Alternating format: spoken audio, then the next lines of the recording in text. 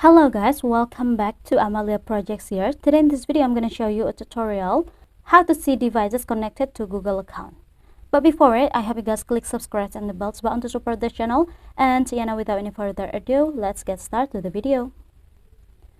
Well guys, first thing first, here you just have to make sure that your phone is already connected to the internet by Wi-Fi or data cellular. And after here, you just have to open your Google account by applications here, or also you can open the settings, and in the settings page you just have to scroll it down to find out here the Google. But here I prefer use the Google applications, and now tap on this icon, which is account icon at the top right in the corner, and now tap on this Google account options.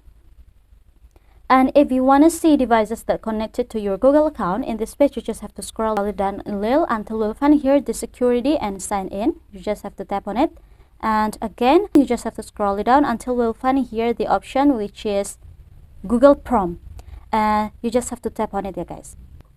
And then in this page you will see devices that connected to your Google account here guys. Here on my phone there are two devices, which is the first option on this phone and another phone here at the bottom. So yeah, I think it's enough for me. Thank you guys for watching this video. Don't forget to leave your like and comments below, and I'll see you soon on the next one. Goodbye.